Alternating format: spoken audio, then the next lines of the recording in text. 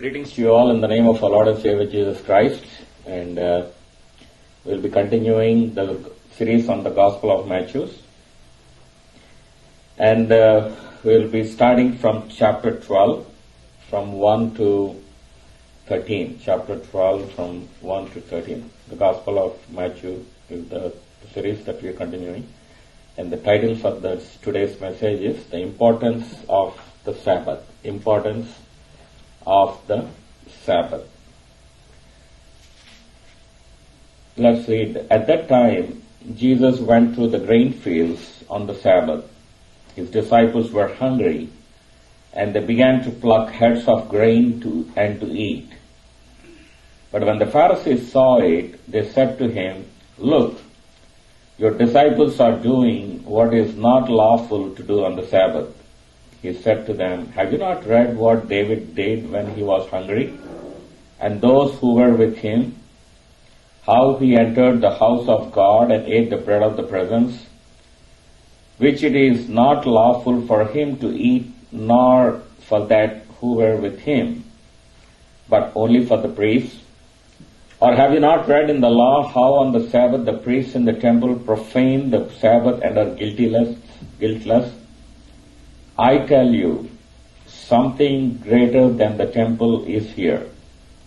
And if you had known what this means, I desire mercy and not sacrifice, and you would not have condemned the guiltless.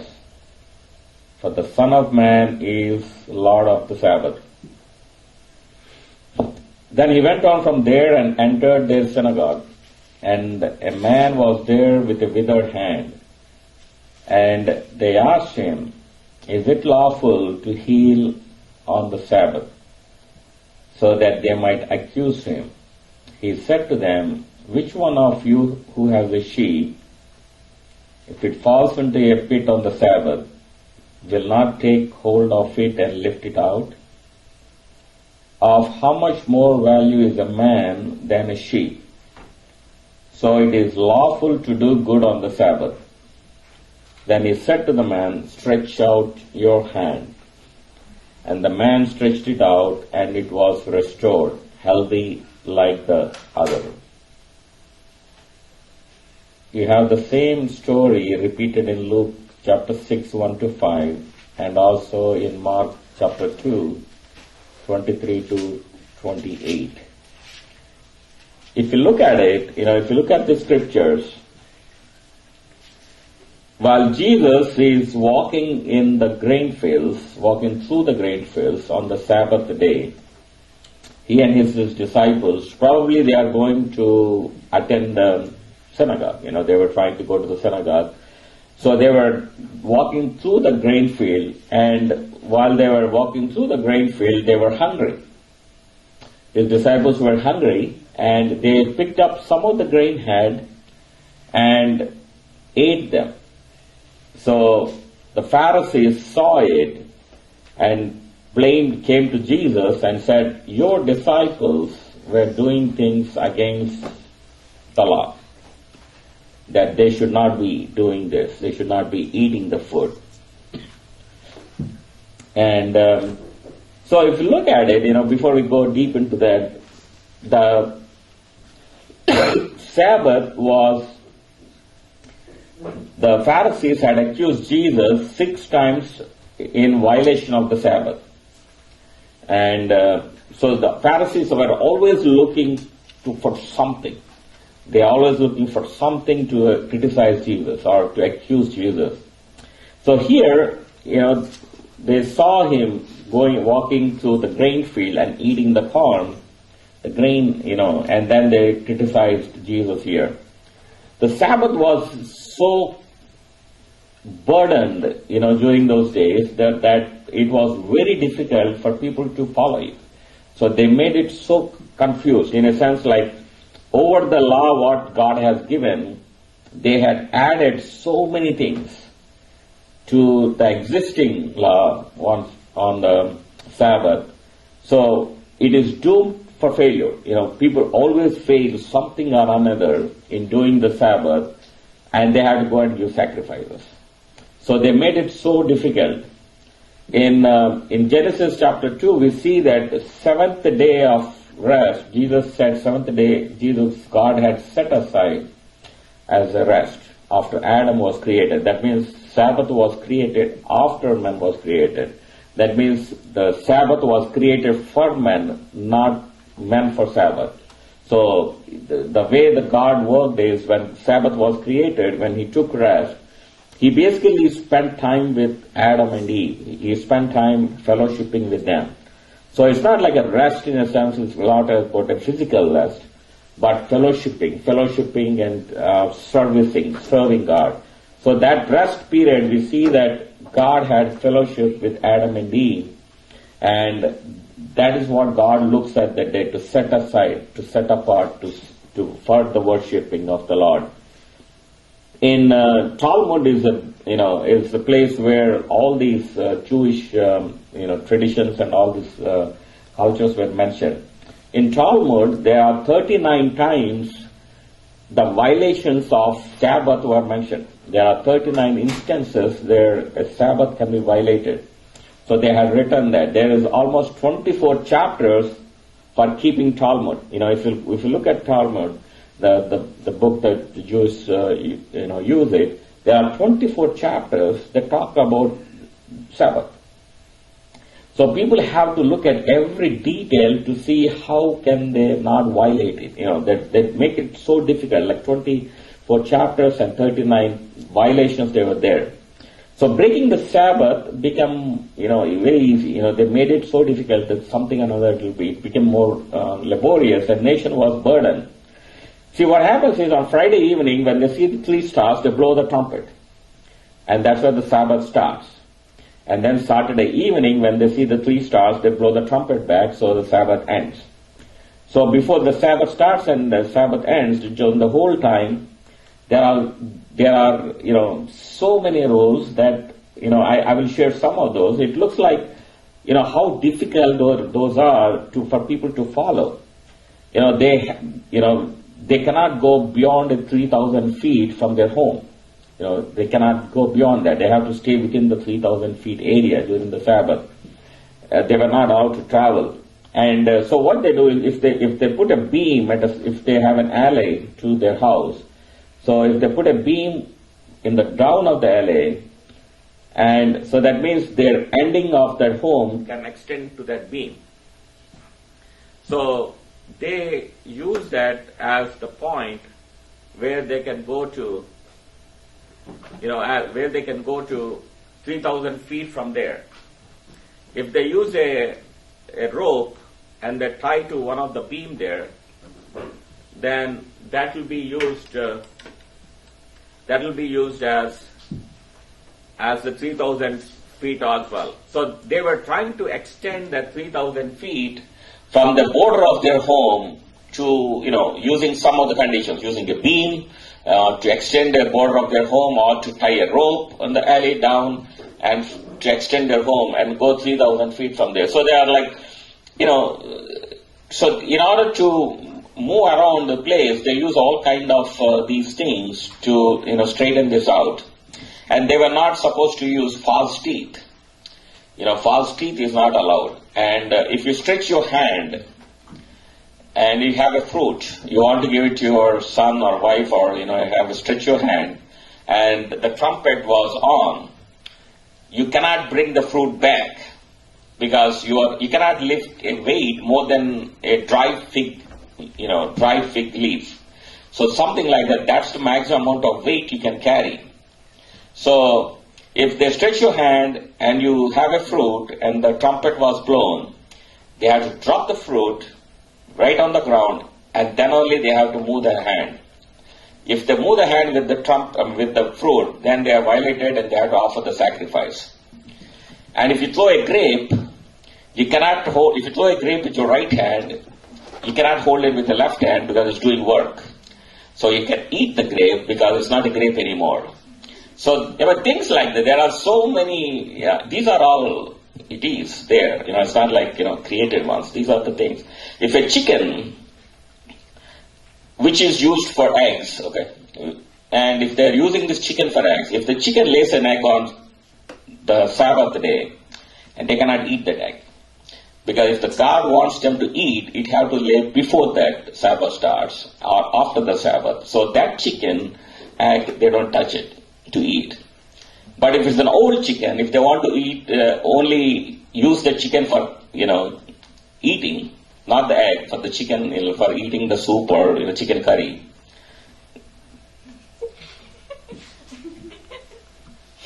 If they want to use for chicken curry, then that egg they can eat. Because that intention of the chicken is not to have eggs, but eat. So that chicken egg they can eat. And, woman does not have to wear jewelry on the Sabbath. They should not wear, because Middle East jewelry, women wear pretty high jewelry, right? So they are weight. So they cannot carry weight more than their fig leaf, dry fig leaf. So they cannot wear the jewelry. And if you are spitting on a pepper, it cannot compress it, because it's a work. If you can spit on a rock, but you cannot spit on the floor, because people walk on it, they're doing something there. So if you are writing a letter, the words, if you can add more words, it's doing more work. You can reduce the words because doing less work.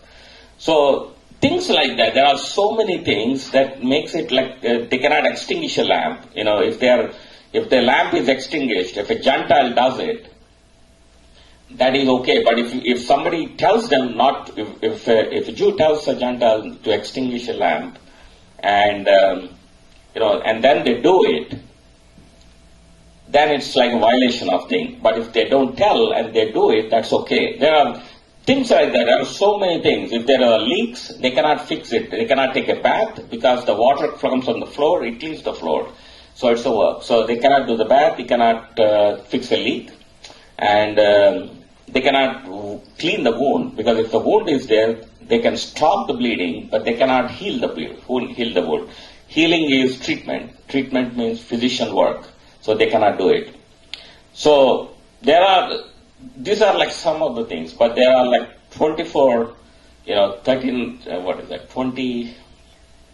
24 chapters like this. They're talking about this. So what happened is, why this happened is, 490 years when, Babylonian, there's all these things where, when Israel was thrown out, the kingdoms were destroyed. For 490 years, they were not following this Sabbath. Because they never followed this Sabbath, what happened is that God, when they came back to the place, when they restored, what did God said is, because 490 years you did not follow the Sabbath, so you have to give 70 years back that you should not do harvesting. So what happened is 70 years they cannot do this harvesting. And so what happened is, all the leaders and all that, they start putting so many rules to make it, God is not happy, we have to put this, we have to put that condition. So they added all those rituals. So what happened is, by the time Jesus came in, everybody was so frustrated with this because there are so many rules. And that is why the sacrifices keeps on going constantly, because someday something people are violating, and the priests are double working on the Sabbath day, because there are so many sacrifices that needs to be done. So, situations like this, where there are, so many conditions are there. So Jesus was, walking through, the field where his disciples picked up the grain. See, according to the, Deuteronomy, we can see that when, the God's law states when there's a field, right, they have to leave the edges. They have to leave the edges where the poor people can go and pick it up to eat, or the travelers can go pick it up and eat. So that is how all the fields are. They have to leave the edges. We remember, like in Ruth's story, that Ruth was going and picking those things that are on the borders. And that's how she was, because she is poor. She was going and collecting those, and that's when we saw the Boaz looking at her and doing, all the story, rest of the story. But the same way, when Jesus' time was, the field was there, and there was like the corn heads and all that at the edges. So when Jesus and his disciples were going there, they picked up those water on the edges. They have not violated anything against the law, nor they are stealing anything, because that's allowed as per the law. The only thing they violated is what the Jewish tradition talks about is what happens is when they took that wheat, right, they picked up the wheat and rubbing it in their hands. See, when they picked up the wheat and rubbed it in their hands, the disciples were technically harvesting. So when they rub it, they are technically harvesting according to the religious leaders. See, what Jesus and his disciples we picked up the grain because they are hungry. Because when you are harvesting, you are doing it for profit. When you are doing it with profit, that means you are doing the work. So that means you cannot do the work. That's a sin. But they are not, what they were looking is, they are looking more on the technicality. They are doing it, they are crushing it, they are harvesting, but they are not looking what is the need there, what is that Jesus was doing, why did he pick up the grain? Is he hungry? Is he eating? What is the necessity there? So that is why Jesus comes back and says have you not read what David did when he was hungry? Because they ate this when they was hungry and they were criticizing them. So Jesus went back to the incident of where David was, what happened, So let's look at 1 Samuel 21, 1 to 6.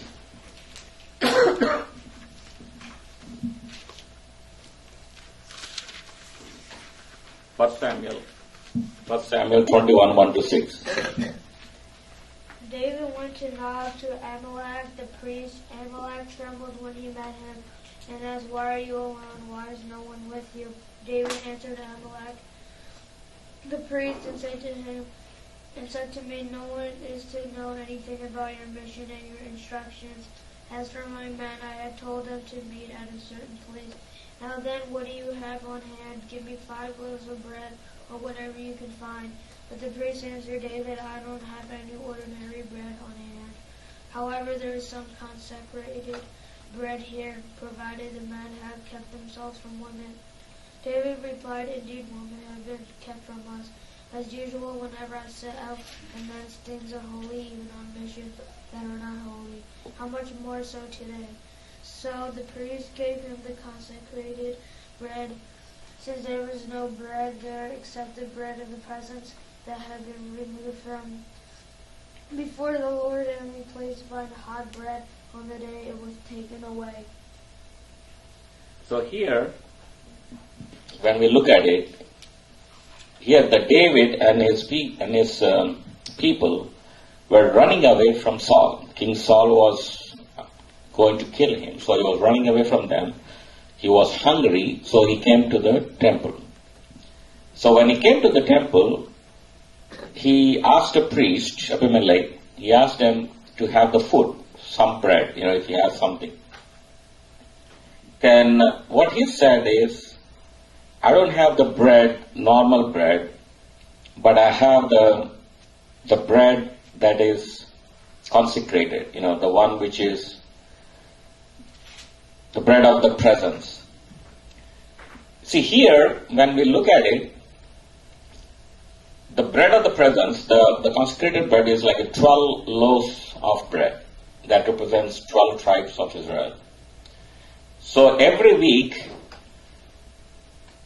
once in a week, one day, they keep these 12 loaves of bread, hot and fresh. And they keep that all week. The 12 loaves of bread, which represents 12 tribes. And end of the week, they replace these 12 loaves of bread with another set. So when they do that, the priests are supposed to eat these 12 loaves that were replaced. So what happens here is, only priests were supposed to eat there. But here, David was asking that I need to eat some bread, and he was telling, I have only this bread that I can give, but he gave the bread of that to David and his people. So what happened is David ate, but neither David died, nor the priest who gave the bread to the David has died. So what Jesus was telling is, when David was able to eat against the law, that neither he nor the priest were died because of eating or giving it, when you never thought that he is a violation of the law, when you do not criticize David for doing that, why are you criticizing me and my disciples when we are doing this for hungry? Because they were also doing it. David ate that because he was hungry. And here, Jesus' disciples ate it because they were hungry.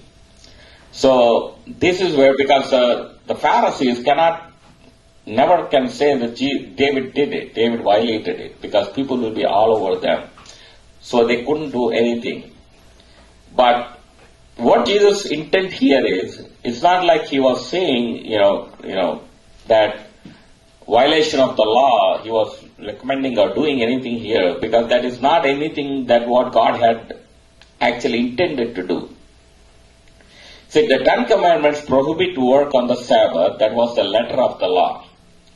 But because the purpose of the Sabbath is to rest and to worship God, the priests were allowed to work for worshipping sacrifices and conducting worship services.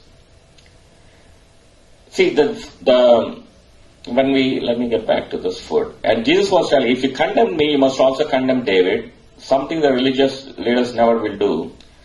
Jesus was not condoning the disobedience of God's laws. Instead, he was emphasizing discernment and compassion in enforcing the laws. When he was enforcing the laws, he was looking more on the discernment and compassion side. He was looking, this is not a violation. This is not what God intended. Jesus was like, when you look at the Sermon on the Mount, everything he was talking from the heart angle, right? Everything what they wanted to do, Jesus was telling this is not what it meant, this is what it is. So everything he was opening up to tell, like this is the intent of the law. This is what not we were talking about. The same thing on this, he was talking about the intent, but not the letter of the law. You see that Exodus 21 to 8, we see all these 10 commandments. In that 28, we see here, remember the Sabbath day to keep it holy. See, the 10 commandments prohibit work on the Sabbath, and that was the letter of the law. But because of the purpose of the Sabbath is to rest and to worship God, the priests were allowed to work by performing sacrifices and conducting worship services. See, this Sabbath work was serving and worshiping God. See, that's what it is. The Sabbath work is serving and worshiping God. So Jesus always emphasized that, he emphasized that what is the intent of the law, and don't look at the meaning, don't look at the letter, but look at the meaning behind it. But what the Pharisees is, they lost the spirit of the law and were rigidly demanding the letter of the law be obeyed. See, in their mind, they are more concerned about the religious system. They were more concerned about the religious side. You do this, you do this, you do this. And if they don't do it, then they put a burden on them. They put a sacrifice. For Jesus, it's a heart. It's a heart's attitude. Only then we can properly obey and observe religious regulations and religions. If the heart is not right, what is the point of doing it? We hear so many times, I hear one of the question, some radio stations, Bible Answer Man, which you hear a lot of these questions. People ask so many frequent questions is, do I have to give tithe? Do I have to do it? It's an Old Testament command. I have to give tithe or not? So this question has been coming, I had listened few times on this question coming again and again by people. See, things like the New Testament is not about law, but about intent. It's about heart. God looks at the heart, a cheerful giver, right? God blesses the cheerful giver. So when we are giving something God, it should come from our heart. Whatever it is, we have to be able to give, not for the sake of, I have to give 10% because I just give it, and then, like a religiously, not to do anything about it. That doesn't work. That's not the way God was looking. He was looking at the intent. If you're giving it because We love God, we want His ministry to be supported, and we support it. But if you look at, I have to give, if not, I will be, I will be doing any sin or I'm doing anything wrong against the law, that's not the thing here Jesus was talking about. So here also Jesus was using the same language here. See, when Jesus said, when we look at it in the next verse,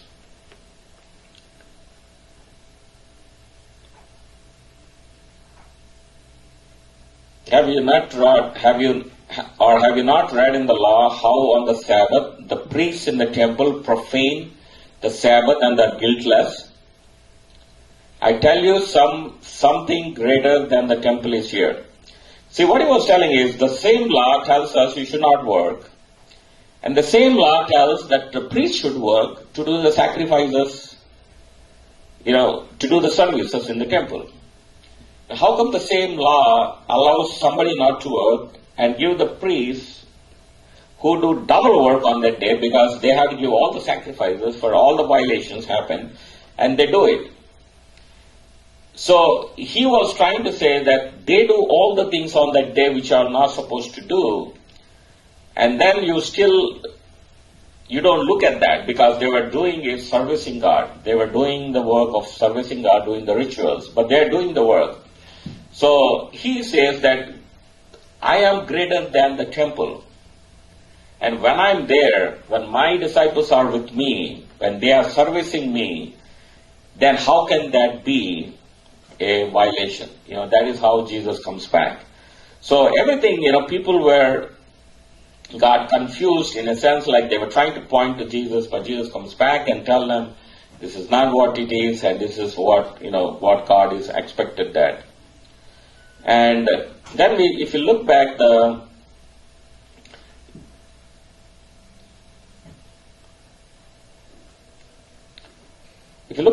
see, what is the offense? What did he do? There's nothing much you can see that, he was doing an offense here. He urges a daily instance on the priest, and they likewise read the law. According to the constitution, the priests and the temple did a great deal of service work on the Sabbath day, killing, flaying, burning the sacrifice beasts, which is a common case which have been profaning the Sabbath.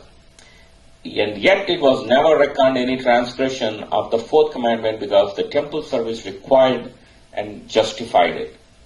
So here Jesus was telling he justifies them by arguments. 3 cogent ones. He says, in this place, one is greater than the temple. I am the one greater than the temple. I am here. Which the Pharisees could not take it, because when Jesus says, I am greater than the temple, they cannot handle that. But Jesus was telling the temple service would justify what the priests did in their ministration. The service of Christ would be much more justified, the disciples in what they did in their attendance upon Him. And then the second thing is God will have mercy and not sacrifice. If you look at that, Jesus talks about, if you know who am I, He says, I deserve mercy, not sacrifice. He said, Jesus, he looks at the heart, He looks at the need, He looks at the situation, not like sacrifice. So He was saying it deserves mercy, not sacrifice. And when you look at the Hosea situation, Hosea, his wife, she went back and, she went for prostitution and she became a harlot, and then God asked to go and buy her from the market and bring her back. So all these things Jesus was showing in that Hosea situation, that I love you all, but the agony that the Hosea must have went through, he was showing that my children, Israel, I feel the same way towards them. What you guys are, what you felt like that. So here, God always looks at the mercy of the situation. And so the second thing He says, the Son of Man is Lord even on the Sabbath day. The Son of Man is Lord even on the Sabbath day. What that means is, He is above the law. That He is the one who created the law, and created is always greater than the creation. So He was saying, I am the Lord, I set the rules, I had done it, I had created the Sabbath. And I should not be for any violation here because I can change it. But here, see, that's what he was telling. Basically he was showing that I'm the deity, I'm the God. And that was a big thing for them. And so Christ does silence the Pharisees, and he told them all these, and they were, kind of, not happy with what Jesus has done, but they had left that place. And if you look at the next situation, where he sees that withered hand, right? The one with the withered hand. And he was there, and the Pharisees are waiting to see if Jesus would heal someone. Because if you are healing someone, you are doing the work. And on that day, the physician should not work.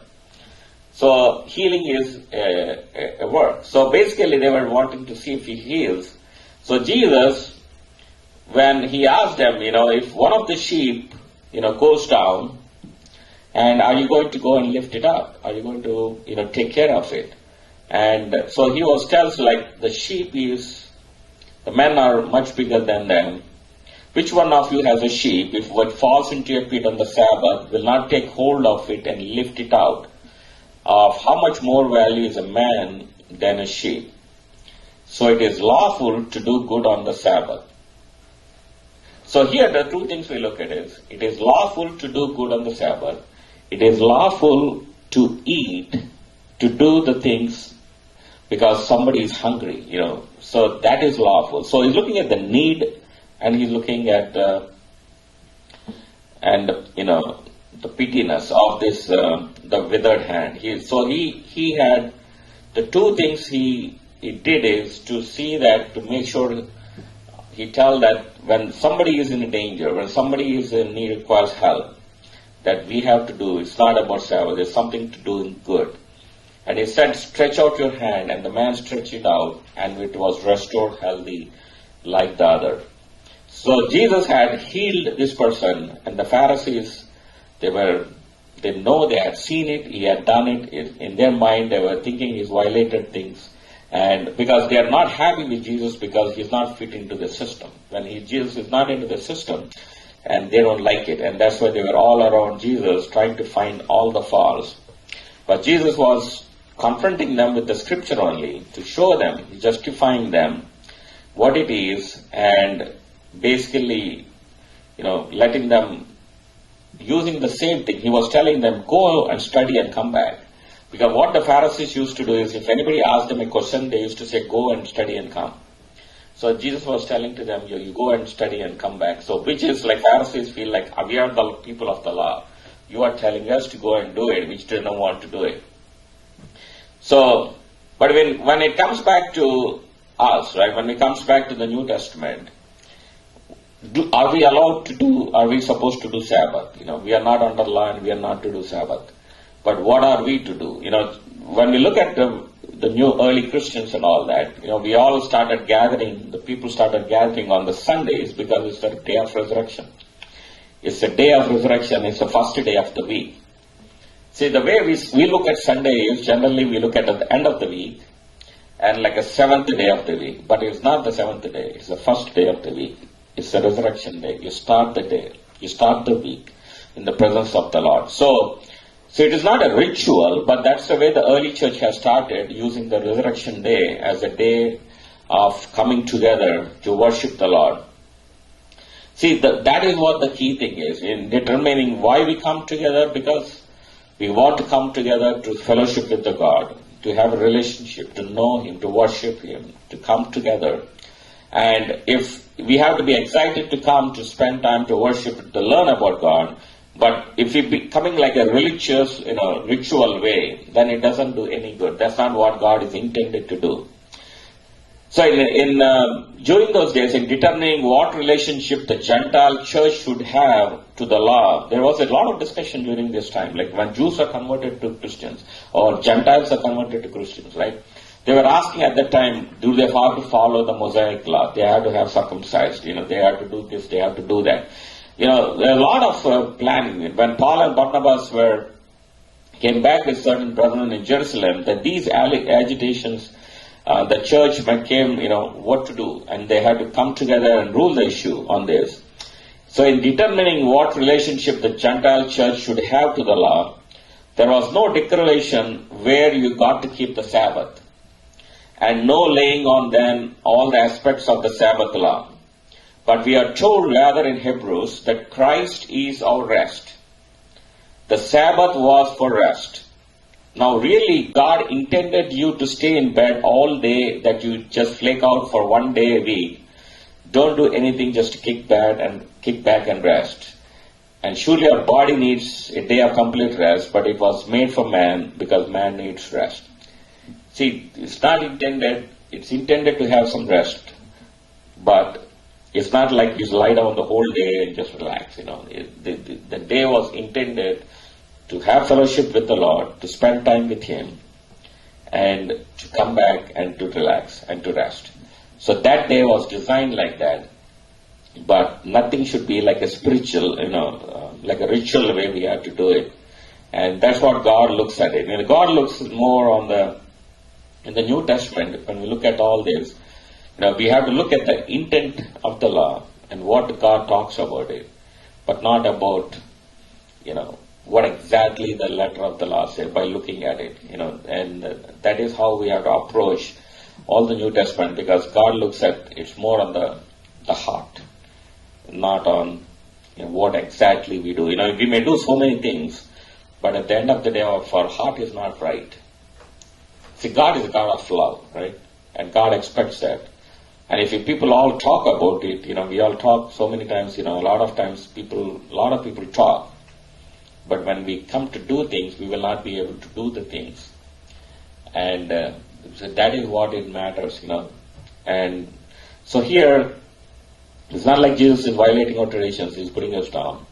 And He was telling that, spend time with me, don't do things religiously, but do things what the heart, because we love God. We do things what it is required because we love Him. Amen.